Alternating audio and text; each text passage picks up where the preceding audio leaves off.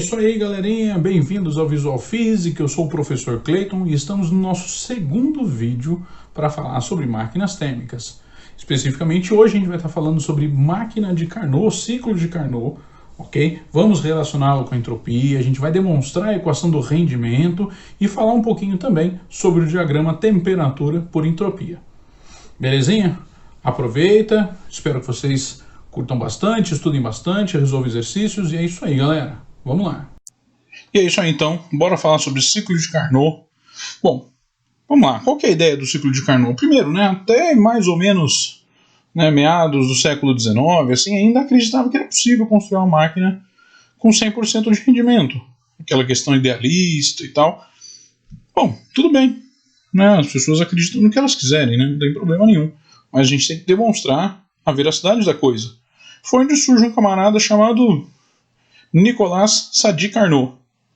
Ele demonstra com um entendimento simples, com uma ideia bem interessante, que a gente vai estar explorando daqui a pouco, que existe uma máquina de rendimento máximo, e essa máquina possui um rendimento teórico máximo, ok? E que depende de algumas condições muito exclusivas para seu funcionamento. Para vocês terem ideia, hoje as nossas máquinas térmicas de um carro, de um caminhão e etc. estão muito longe do 100% de rendimento. Ok? Então, como a gente viu lá na segunda lei da termodinâmica, não é possível a gente ter uma máquina de rendimento igual a 100%. Até meados do século XIX ainda acreditava alguma coisa, mas Carnot ele aparece então para tentar mostrar, isso aqui é o máximo que a gente consegue chegar. Beleza? Tudo que você possa criar vai chegar a menos do que isso daqui. E na condição mais idealizada e perfeita possível, vai chegar no que nós temos hoje como o chamado de rendimento de Carnot. Nosso objetivo agora é dar uma explorada em cima disso, então. Tudo bem? Bom, vamos lá. Qual que é a ideia principal? De onde gira a ideia do ciclo de Carnot? Gira na eficiência máxima possível.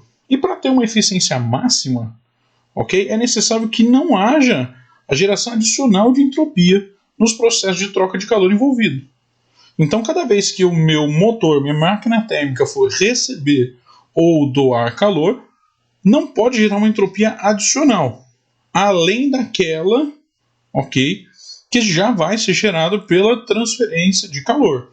Entenda, eu não estou dizendo que não vai gerar entropia, vai, mas não pode gerar uma entropia adicional, além daquela prevista. Isso é uma condição idealizada, tudo bem? Mas dessa forma, ao receber calor da fonte quente, a diferença entre a temperatura da máquina e do reservatório, ela deve ser infinitesimal, ela deve ser muito pequena. Sendo assim, o que eu sei?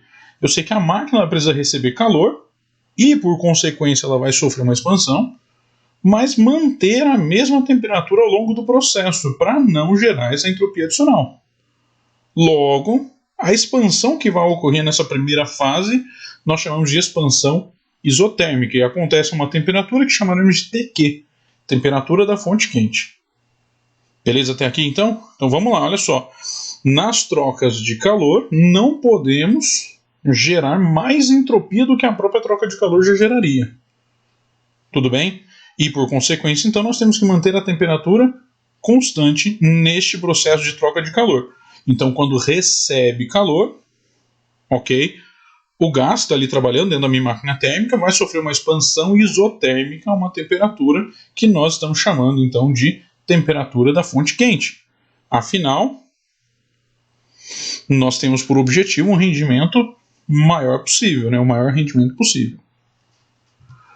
De igual forma, eu posso pensar que no momento de devolver esse calor para o sistema, lógico que não integralmente, mas devolver o mínimo possível, nosso objetivo é ter o maior rendimento, então temos que transformar o máximo daquele calor recebido em trabalho.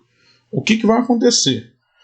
Ao rejeitar o calor, a diferença entre a temperatura da máquina e do reservatório frio deve ser também infinitesimal. Sendo assim, a máquina ela precisa rejeitar calor, o que gera uma compressão, tudo bem, e manter a mesma temperatura da fonte fria, também para não gerar entropia adicional. Como consequência, nós teremos então uma compressão isotérmica, a uma temperatura TF. TF, então, é a temperatura da minha fonte fria, do meu reservatório frio. Tudo bem? Percebeu, então, que a máquina de Carnot, ela trabalha entre duas temperaturas específicas. Q, temperatura da fonte quente, e TF, temperatura da fonte fria. Você percebe que nesse processo de expansão e compressão isotérmica, a gente precisa rechear isso daí, a gente precisa ligar essa temperatura quente à fria. A gente precisa determinar um momento aí em que a minha máquina ela executa algum processo, ok, que não gere entropia adicional. Tudo bem, isso é essencial, mas que transite da temperatura quente para a temperatura fria. Tudo bem? Então a gente percebe que neste processo, né, entre essas temperaturas TQ e TF, nós temos que não gerar uma entropia adicional. Dessa forma, nós precisamos então, transitando ainda numa expansão de TQ para TF, só que agora numa expansão que não recebe calor, que é a expansão adiabática. Se não recebe calor, mas varia a temperatura, ainda assim não geramos uma entropia adicional. Beleza? E para ir de TF para TQ? Para ir de TF para TQ, nós também utilizaremos, no caso Carnot, né, uma compressão, só que agora uma compressão adiabática. Então vai variar a temperatura, porém não vai receber calor e nem doar calor, não vai gerar entropia adicional.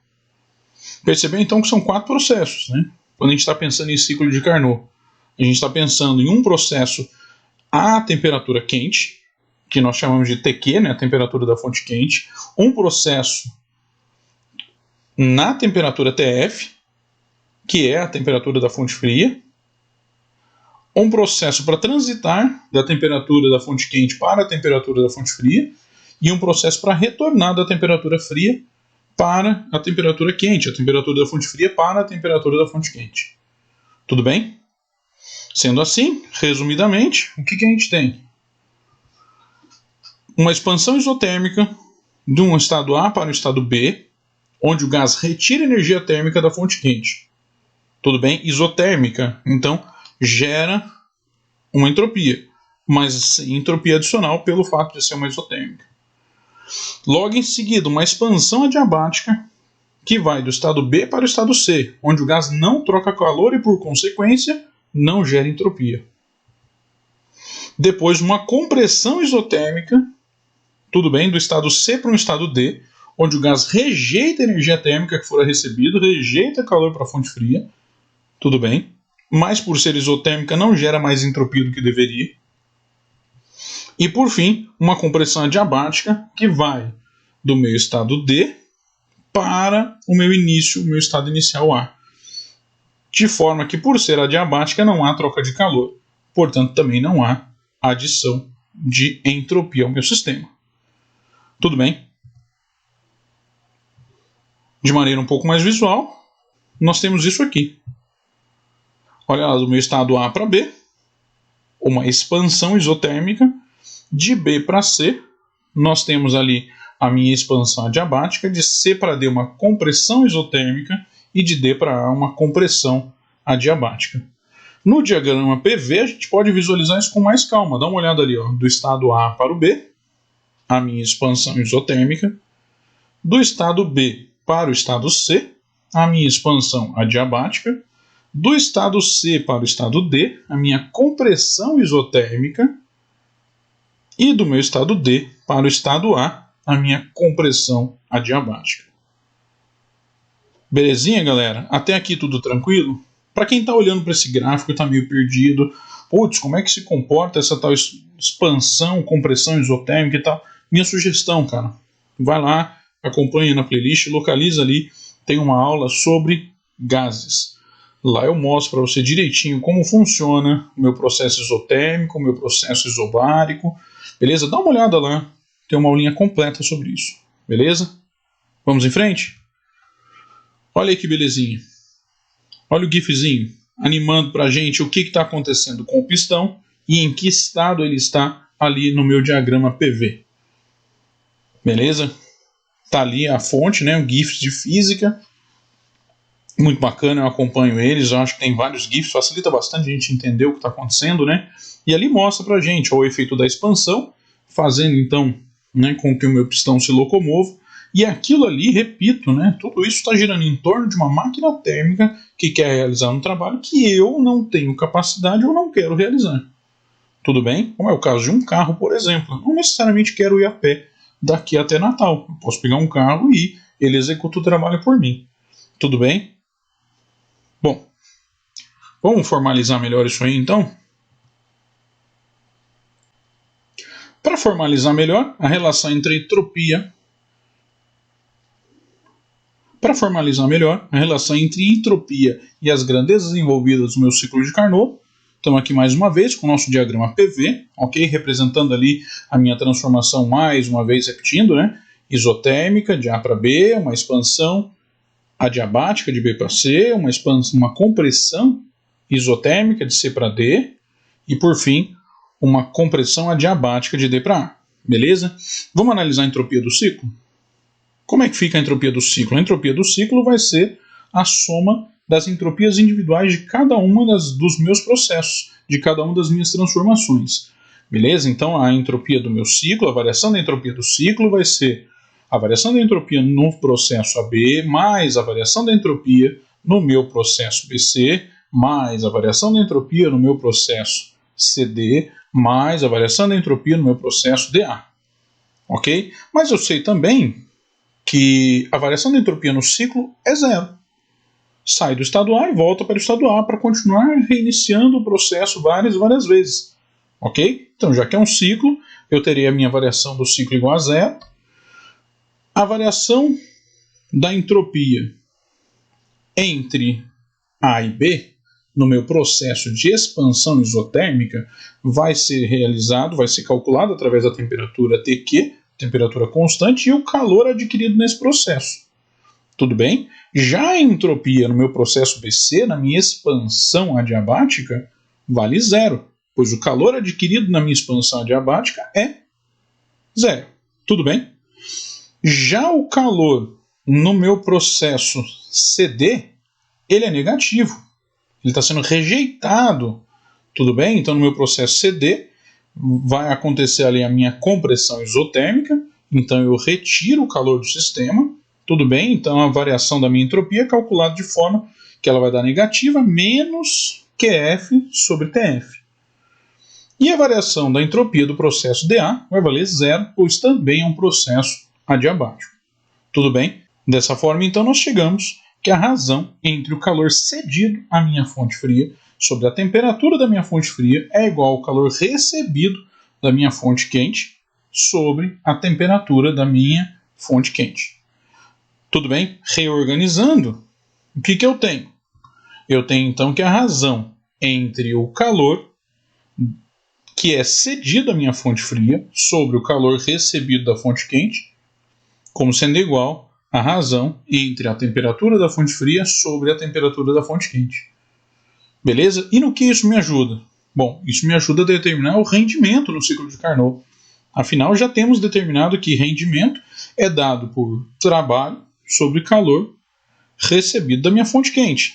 Então, tudo bem, mas reescrevendo, também encontramos que é 1 menos calor cedido à fonte fria sobre o calor recebido da fonte quente, em módulo. Tudo bem? Só que nós acabamos de ver que a razão entre os módulos do calor da fonte fria e calor da fonte quente é igual a TF sobre TQ. Fazendo a substituição, chegamos então à conclusão de que o rendimento da minha máquina de Carnot é 1 menos TF sobre TQ. Tudo bem? Percebe que aí é interessante também, né, que condiz perfeitamente com a minha segunda lei da termodinâmica. Para eu ter um rendimento de 100%, obrigatoriamente, a temperatura da minha fonte fria deveria ser 0 Kelvin. Tá aí uma outra impossibilidade também. Beleza? Galera, até aqui tranquilo, né? Bora lá. Vamos dar uma relacionada melhor aí entre a minha entropia e o meu diagrama PV. Então, o meu diagrama da temperatura por entropia e o meu diagrama pressão por volume. Dá uma olhada ali, ó, do meu estado A para o meu estado B. Ok? Eu tenho uma transformação isotérmica, por isso eu tenho uma reta ali horizontal no meu gráfico temperatura por entropia. Beleza? Já na minha expansão BC, ok? Eu mantenho a minha entropia constante, porque não tem recebimento de calor. Por isso eu tenho aquela minha reta vertical. Beleza? Lembrando, né, que ao rejeitar calor eu estou reduzindo a entropia, então no meu processo CD, a temperatura constante, porque é uma compressão isotérmica, eu tenho agora uma reta horizontal. Tudo bem? Como você pode ver ali no diagrama TS. E por fim, eu tenho a minha compressão adiabática, que também não troca calor com o sistema, portanto a variação de entropia é zero, fazendo com que a entropia seja então constante. Eu tenho uma reta vertical que liga então o estado D ao estado A, fazendo então com que eu tenha um ciclo. Tudo bem? Percebe então que eu posso descrever o ciclo de Carnot através de dois diagramas, o diagrama PV, que é o mais comum, e um pouco menos usual, o meu diagrama TS. Tranquilão, né? Beleza. Agora, professor, o que isso tem a ver com o que a gente está estudando? Dá uma olhada aí, olha que bacana. O que a gente sabe? Bom, a gente sabe que a variação da entropia pode ser calculada como calor por temperatura. Professor, só nas transformações isotérmicas, verdade. Mas nós estamos trabalhando com transformações isotérmicas e também com as adiabáticas. Lembrando que as adiabáticas valem zero, então para a gente não tem problema. Sendo assim, eu posso definir o meu calor como sendo variação da entropia vezes a temperatura. Então vamos definir as minhas quantidades de calor recebidas da fonte quente e rejeitadas à fonte fria como sendo suas respectivas variações de entropia vezes as suas respectivas temperaturas. Lembrando que a variação de entropia, tá, de A para B e de C para D são iguais em módulo. Tranquilo? Maravilha. Vamos continuar? Dá uma olhada aí. O que eu sei? Que a variação da energia interna do meu ciclo também vale zero. Afinal, parte de uma temperatura e retorna a ela mesma. E isso é igual ao calor líquido menos o trabalho. Isolando, eu sei então que o meu trabalho é igual ao calor líquido. Nada diferente do que a gente viu na primeira aula, lá no nosso primeiro vídeo. Seguindo em frente, eu sei também que o calor líquido é o calor recebido da fonte quente menos o calor rejeitado da fonte fria. Dessa forma, o que eu sei? Trabalho é calor recebido da fonte quente menos o rejeitado da fonte fria. Continuando. Olha lá, vamos fazer a substituição. O calor da fonte quente é variação da entropia vezes a temperatura da fonte quente, menos o calor da fonte fria, que é variação da entropia vezes a temperatura da minha fonte fria. Colocando ΔS em evidência, colocando a variação da entropia em evidência, eu terei temperatura da fonte quente menos temperatura da fonte fria. O que é isso? Isso, na verdade, está me mostrando que o trabalho realizado lá no ciclo de Carnot é a variação da entropia vezes a variação da temperatura. Isso pode não parecer que é muita coisa, mas dá uma olhada aqui no nosso gráfico. O que eu tenho ali? Ali eu tenho a variação da entropia.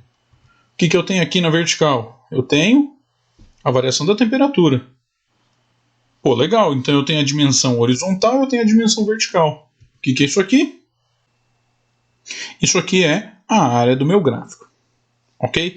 Então qual que é a importância então do meu diagrama TS? A partir da área do meu gráfico eu consigo determinar o trabalho.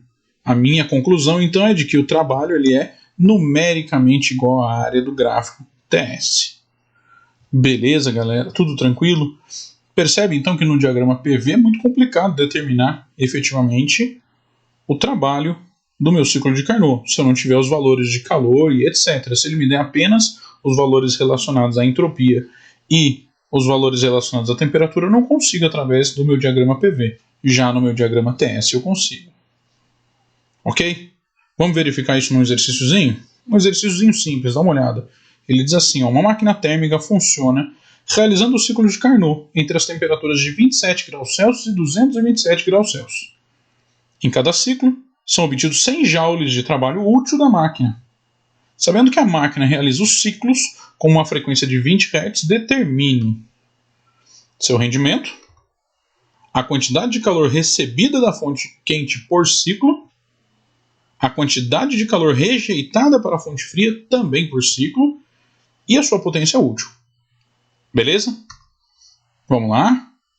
Pegando o nosso item A, o que eu sei? Que o rendimento pode ser calculado pela fórmula rendimento é igual a 1 menos a temperatura da fonte fria sobre a temperatura da fonte quente. A gente não pode esquecer de um detalhe, né? Nós trabalhamos sempre com o Sistema Internacional de Unidades, então a temperatura da fonte fria vai valer 300 Kelvin e a temperatura da fonte quente vale 500.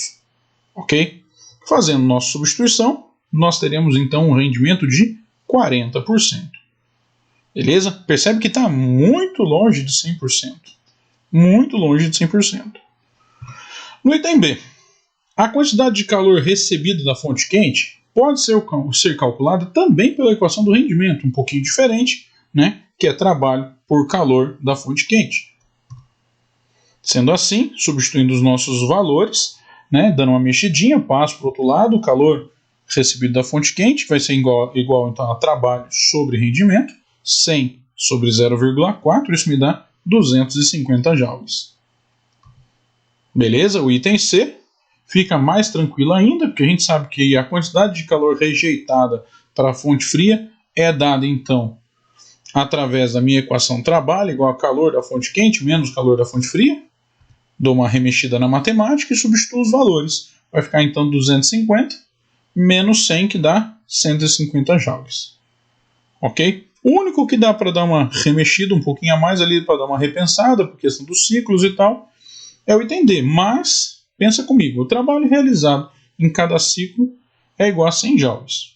A gente sabe que em um segundo realizam-se 20 ciclos. Logo, o trabalho total, então, vai ser 20 vezes 100, totalizando 2.000 joules. A potência é dada por trabalho por tempo. O trabalho vale 2.000, o tempo é 1 segundo, me dá então uma potência de 2.000 watts. Beleza? Tranquilo, tranquilo? E temos um outro exercíciozinho, esse é do ITA, um pouquinho mais bacana, mas você vai perceber também que depois de toda essa análise é um exercício simples. Olha só, uma máquina térmica opera segundo o ciclo JKLMJ, mostrado no diagrama, temperatura por entropia da figura. Pode-se afirmar que, dá uma olhada no diagrama, olha aí, o característico ciclo de Carnot. O processo JK corresponde a uma compressão isotérmica? Bom, você percebe que o JK ele é, na verdade, uma expansão, olha só. O trabalho, deixa aí. Olha a expressão que bonita. O rendimento, tem ali uma expressão também. E durante o processo LM, olha ali o processo LM, a quantidade de calor LM é T1, S2 menos S1 e é absorvido pelo sistema. E o item E, outra máquina térmica que opere entre T2 e T1 poderia eventualmente possuir um rendimento maior do que a desta. Vamos analisar item por item para a gente poder responder, mas eu acho que só na leitura você já determinou a alternativa correta. Presumo eu. É bem tranquilinho isso daí.